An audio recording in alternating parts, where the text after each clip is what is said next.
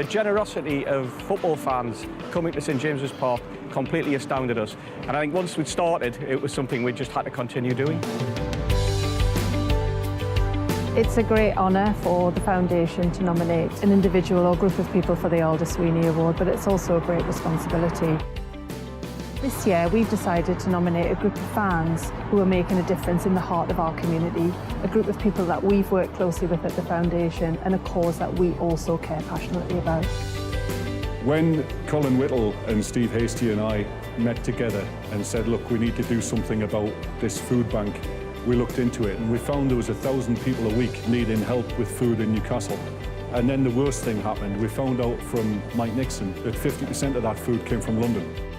We thought, you know what, I wonder if there's any need for us to try and do something similar down in Newcastle. Made some inquiries, had no idea how to put it into place. We thought, let's give it a go. One game, let's see how successful it can be. Gobsmacked at what we collected, both in terms of produce and money, and it just took off from there.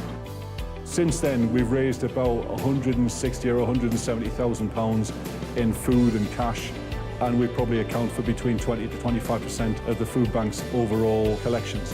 We know that by working in partnership with others, we can really make a difference. Our participants aren't from the best areas of Newcastle, and for them to be able to give back in even the smallest way is such a massive boost to their self-esteem and confidence.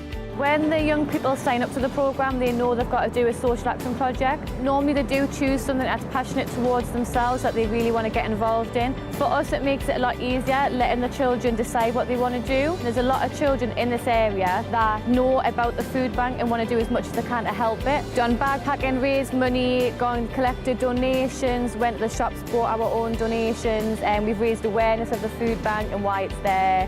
Watching the boys and girls who painted the donation station that we have, I think there was more paint on them than there was on the walls at one point. But you know what? It was great to see the enthusiasm that they gave over.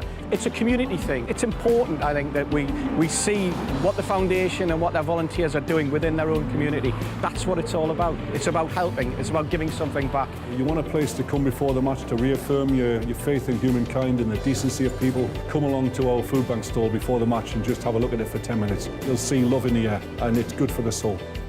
I don't think you could really push the people who come to the match to do something if you hadn't had the name of Newcastle United attached to it. We're relying on volunteers. I wish we didn't have to collect for the food bank, to be perfectly honest, but we do. While the demand's there, we know that we've got the support of the young people that are working at the foundation, the volunteers. We know we've got the support of the football club, and we know we've got the support of the football fans. And for me, that's all we need.